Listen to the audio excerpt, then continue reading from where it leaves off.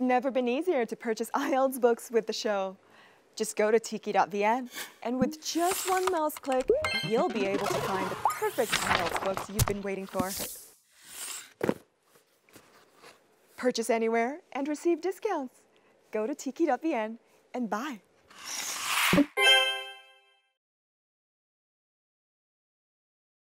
Ooh, it's another episode of IELTS Face-Off, and with every beginning of the episode, I need to have my clues to the topic and the guest. Hi, Eric. I think today's episode is on men who cook. Oh, here's another clue. Fantastic. Men and knife skills. I'm so sure today's topic is on cooking. But let's see. Oh, I'm seeing another clue. Hey. Okay, so now it's about macarons and baking. So definitely this episode is on food, but I'm going to see who the guest is right here.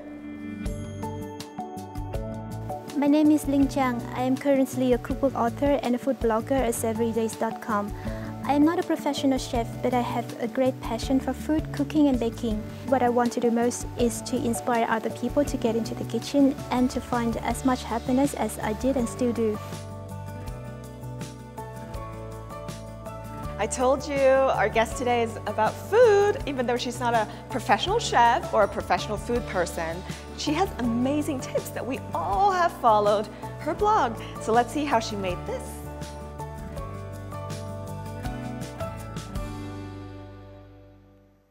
I'm back in the studio. This is the macaron that I think probably Trang made, but let's see. Hi! Hi! Thank you for waiting.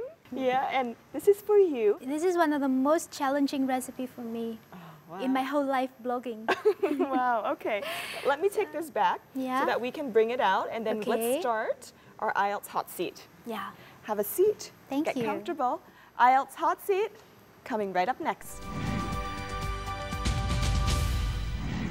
Welcome back to the IELTS Face-Off studio, and our lovely founder of Savoury Days is here with us.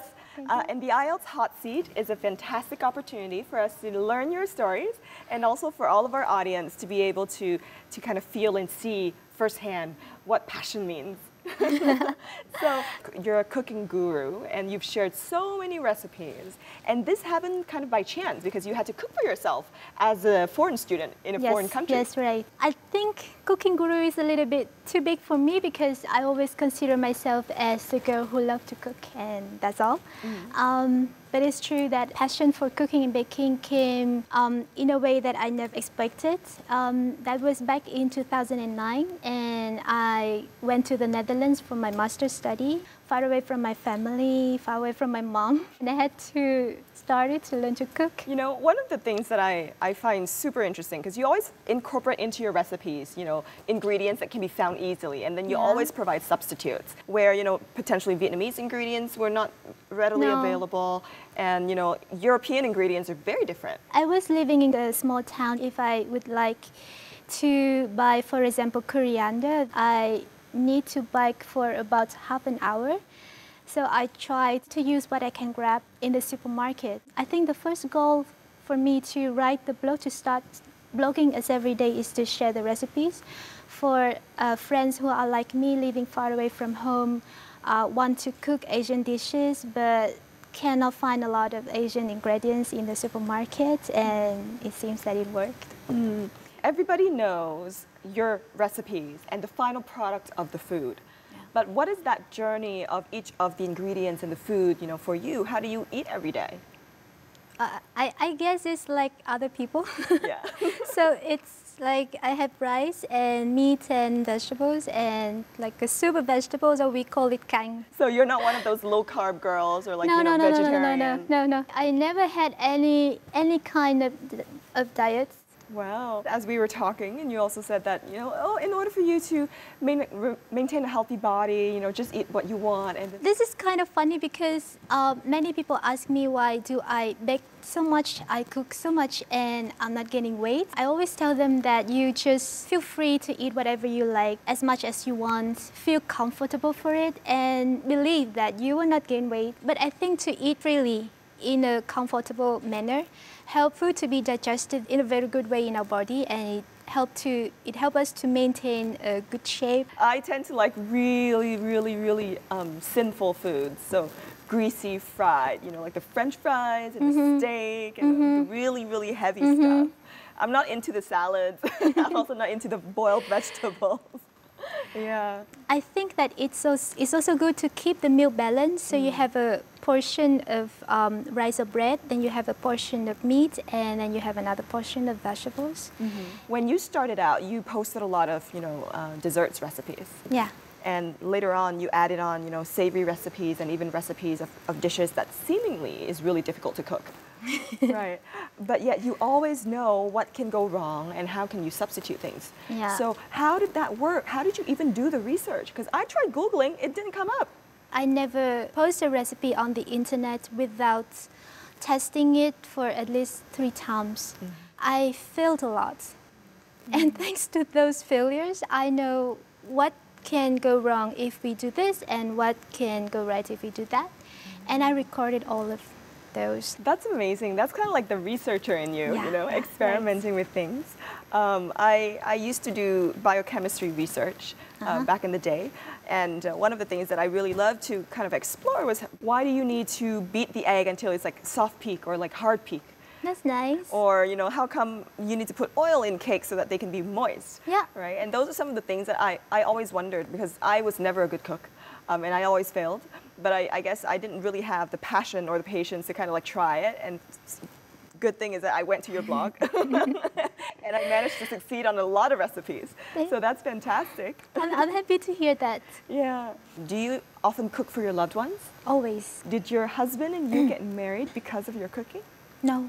When I met my husband, and so he was my boyfriend at that time, I didn't know how to cook. He was the one who taught me some of the cooking skills, because he had some years living in Europe and he had to cook for himself as well. Now, do you ever get angry with the food or with the ingredients? You know, in Vietnamese we say "giận cá chém thớt." You know what? When we knead the dough for the breads, and we have to slap the dough onto the counter, it creates a very large sound. Yeah. But sometimes people say that if you're angry with somebody, then start to make a bread. But actually, I never cook or bake when I'm not in a good mood, because I think that if we are not in a good mood, then the negative energy in our body will ruin the taste of the food. That's amazing. I always hear people say that, you know, when you put love into cooking, the food will turn out a lot better. Right, that's true. There are a lot of us who are working and who are young, and we always have this excuse. I'm one of them, and I'm guilty, because we'll always be like, we don't have any time to cook, and therefore we're not just going to cook for ourselves and we'll just eat out. But you love what you are doing, right? You are happy with that? I'm quite happy, yes. Then that's completely fine. If you know how to cook, then it will be easier for you to live if you are going to a new place. But you don't really have to cook if you have other things that you like and you want to do. And particularly when you feel so happy, you feel so satisfied with your life, that's okay. As long as you're happy, then everything is fine. So I was going to ask you, what is that one idiom or that one vocabulary you would like to share with our audience? This is a sentence: be sparkling, be yourself. So always be yourself, know what you love, and be shining, be sparkling. Oh, that's fantastic. And what is your favorite book that you'd like to share with our audience? Well, actually, recently I really like The Art of War by Sun Tzu, and the reason because I'm working in strategic management, so I really like all of the arts in that book. And now that you've mentioned The Art of War, I'd like to invite you to a challenge brought forth by our show, and let's see if we can use our strategies so that we both will win. Okay, all right, let's do that. So IELTS challenge coming right up next. Guys, don't go anywhere.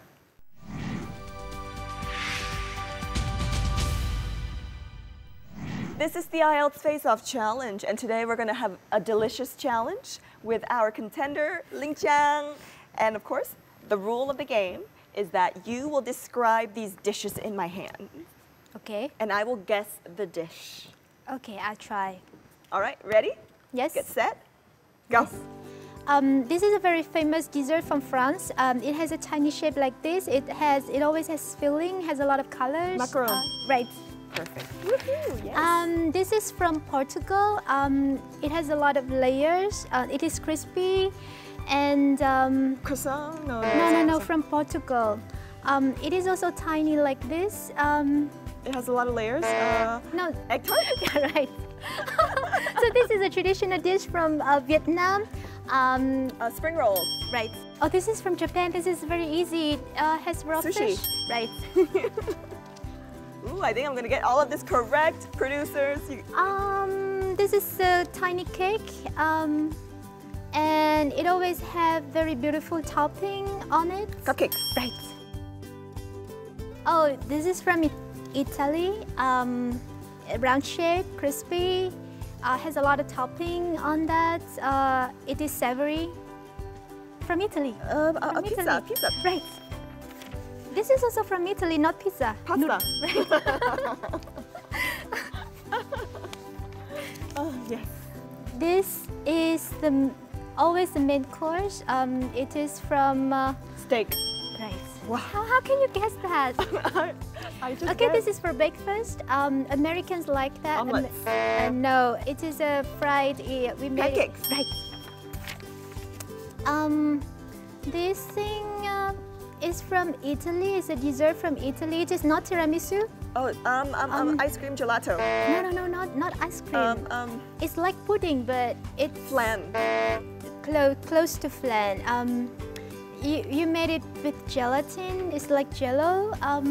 It's from Italy. I Pudding, flan pudding. okay, but What is it? Oh, panna cotta. yeah. Oh, So do we have any other? oh, No? we're done. We made a great team. Yes, high five. Yeah. Well, guys, this is the end of our conversation at the IELTS hot seat, but we're going to meet with our IELTS expert next. So please stay tuned. IELTS expert coming in a few seconds. Next, for the first time ever in our show, we have a brand new host, Nguyễn Lâm Thảo Tâm, the most wanted talented girl. She's and her IELTS on the go journey set the first step in Ho Chi Minh City and a group of young people. What are their passion, their aims for the future, and how do they manage to study English? We will see very soon. But first, let's get to the studio with Phoebe and our IELTS expert, since we have another surprise for you. A brand new IELTS expert in the studio. Check out the next part right now.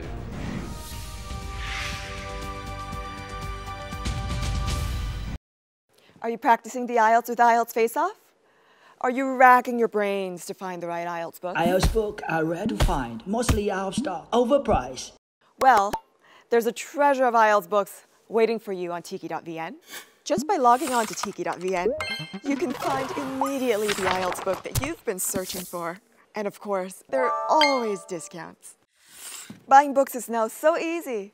With tiki.vn, just log on to tiki.vn and purchase.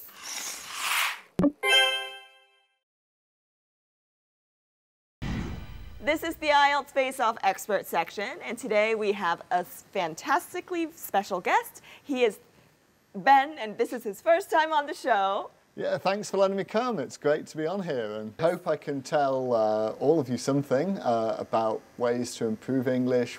I know getting from the start, where you're just studying words and making the language become alive is a real challenge for people. Getting it to jump out of the book is the real difficulty. But once you get there, it's great just to be using a language and really engaging with people. So talking about engaging people, we have our lovely new person, our new host of IELTS on the Go, and she's going to go around the country along with our other amazing hosts. And this time, Thảo Tâm is going to be going to Ho Chi Minh City. So let's see, Thảo Tâm, take it away on your first IELTS on the Go.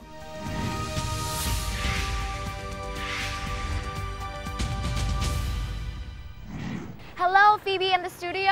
We're here today in the beautiful Ho Chi Minh City for the very first episode of IELTS on the Go in the South.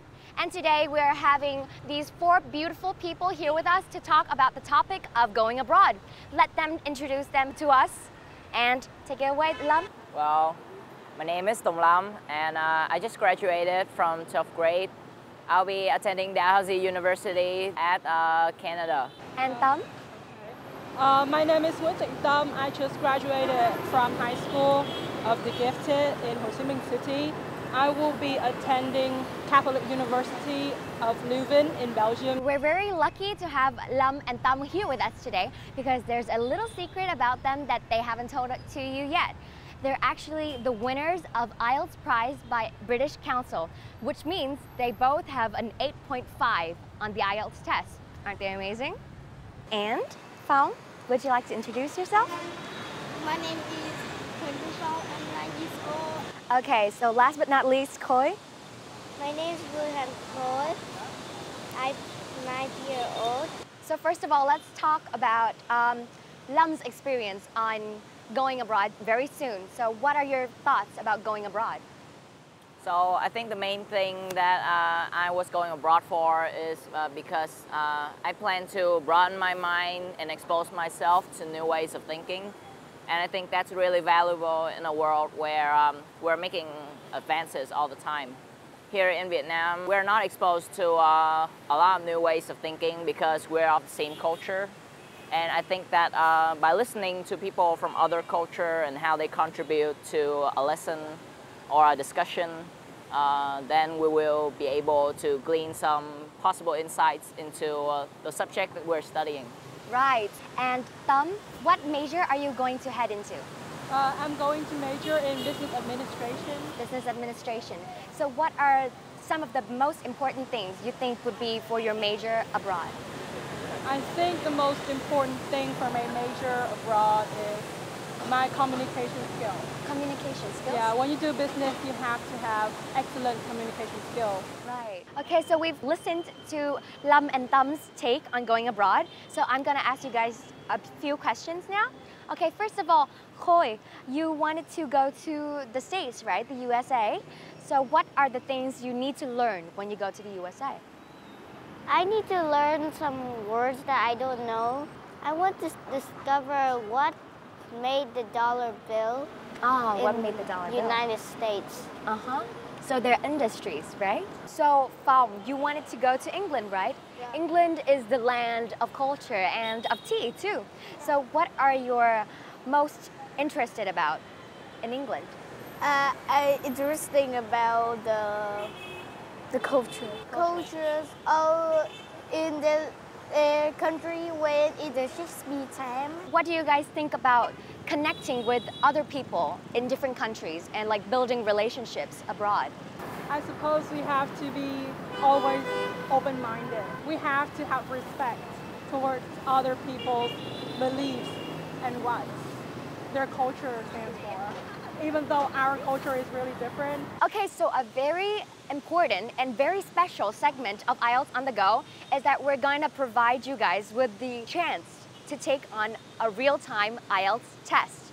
And we're going to have to decide between the 4 of you, only one person that's going to face off with our IELTS expert. So I'm going to let you guys discuss for a little bit so you guys can decide which one's going to take on the test. So I'm letting them discuss, and I don't know who's going to finally step up to the plate and take the challenge, but I'm seeing very talented young people. And I don't know if it's going to be 2 of our kids or 2 of our young adults. Let's check out and see. Okay, so we're back at it. So who's it gonna be? Yeah, it's gonna be me. It's gonna be Tâm. Let's give Tâm a round of applause.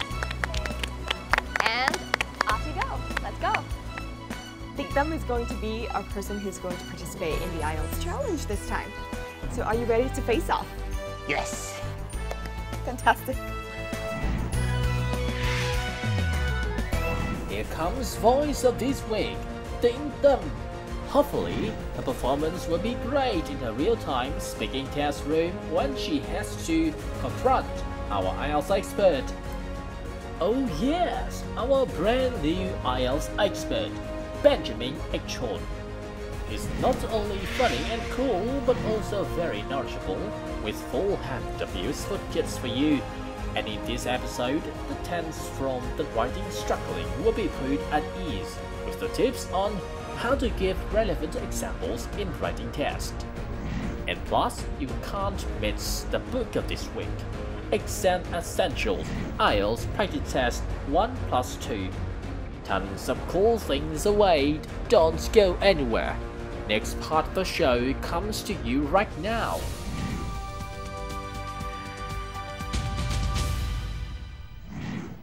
Hello, my name is Ben Eichhorn. Can you tell me your full name, please? My name is Nguyễn Lâm Thảo Tâm. How often do you buy new clothes for yourself? I don't buy new clothes really often. I buy new clothes like once or twice a year, or when there's an emergency, and if there's a social event that has a dressing code, then I will buy what they ask for to wear to that event. Now we're going on to part 2 of the speaking test. In this part, you're going to get a topic and you'll have 1 minute to prepare. I'd like you to describe an interesting discussion you had about how you spend your money.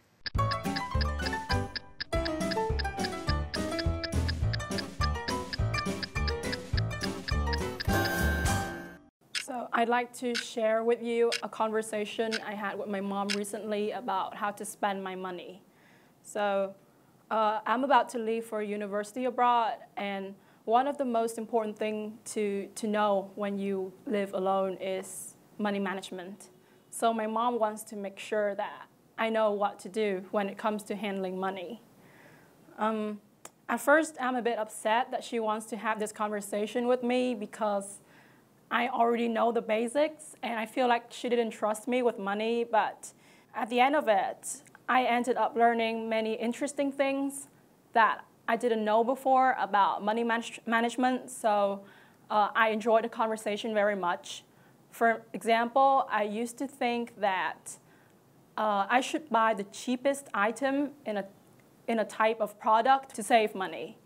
But my mom told me that the quality of the product is proportional to its price. So if I buy a cheap pair of shoes, its usefulness will be very short-lived, and I have to buy a new pair of shoes really soon to replace them. It is not advisable to buy the cheapest item on the market. I should choose something that is affordable and has a high quality. Another thing I learned from my mother from this discussion is that I should always have an amount of money that I never touch.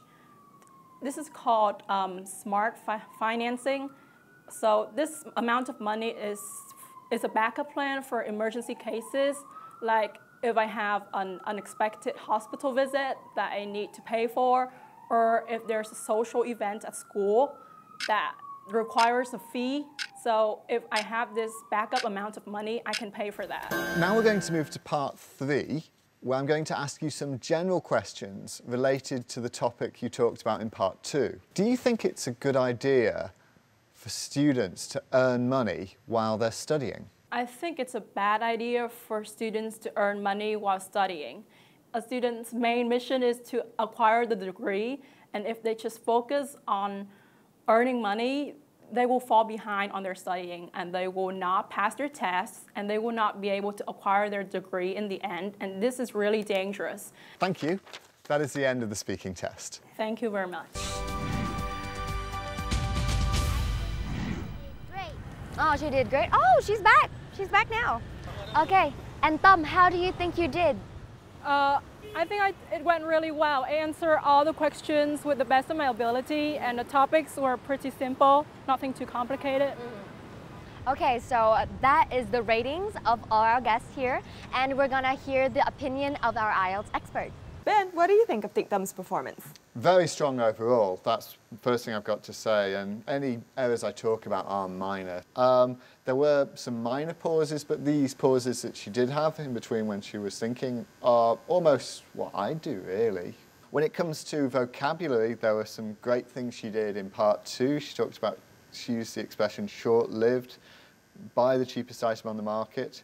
With pronunciation, it was, again, very strong. There are just some very slight problems with the vowel sounds. So, for example, the way she said want and the way she said time were just slightly non-standard when you compare to a native speaker.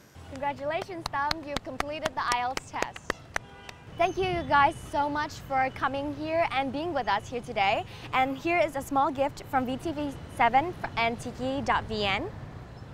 And I hope you guys all the best on your journey to Canada, Belgium, and your future endeavors, and all that you are going to become in the future. And you guys are going to be the miracle that we're expecting. That will be IELTS on the go, but stay tuned for the tips and tips section. Stay tuned.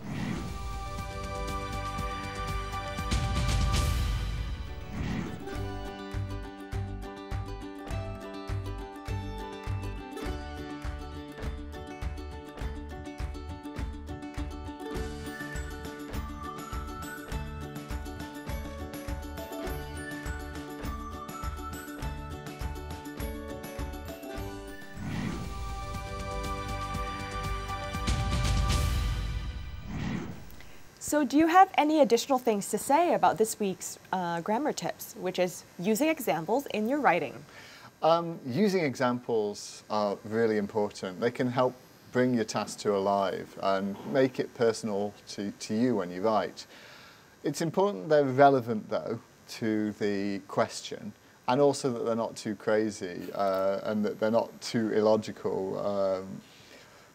What's most important, though, is that they relate to you as a person and to your experience, so that can make it your writing, and maybe it can make the examiner pay attention.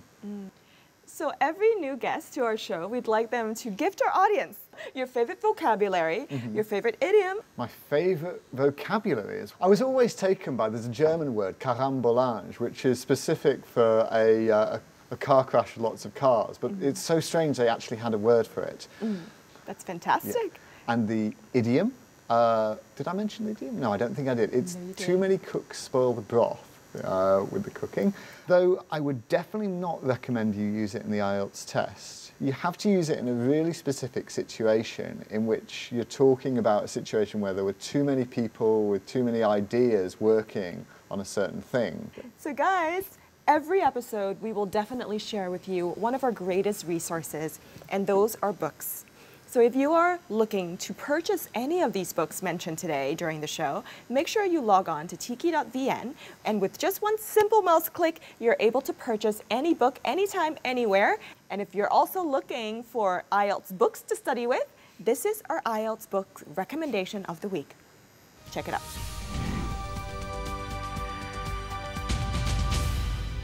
The main feature of this book is the detailed, step-by-step guidance for every task type. There are 6 complete practice tests, plus 2 general training tests. There is a DVD with 1 complete speaking test and examiner comments. The writing samples do not have scores or examiner comments, however. All right, well, thank you so much for coming, and we definitely hope to see you back in future episodes and learn more about your story here in Vietnam, and also your wisdom. Hope to see you soon then. All right. Well, we've come to the end of this episode, and you've obviously seen so many new faces. You've seen Thảo Tâm, you've also seen our new expert Ben, and you've also seen our amazing cooking guru, Linh Trang, at Savoury Days. Everybody has their own hidden talents. Ben has lived in multiple countries and he can speak Vietnamese and multiple languages really well. Thảo Tâm is just this girl full of energy, and she can do many things. She can sing, she can dance, she can act, she can model, she can be a social media influencer and everything else. And of course, our lovely Linh Trang, the owner of Savoury Days, has always been my savior in a lot of the recipes that I need to impress my friends with. So everybody has their own talents, and even though Linh Trang says she doesn't like the term guru because she is not an expert, she just works really hard, you know, I think the term guru is such a fantastic term to kind of describe something that we're really good at and something that we're willing to invest our time and our energy into perfecting. So we hope that you've enjoyed this episode, and make sure you continue to check us out. And until next time, we'll see you again. Ciao, ciao.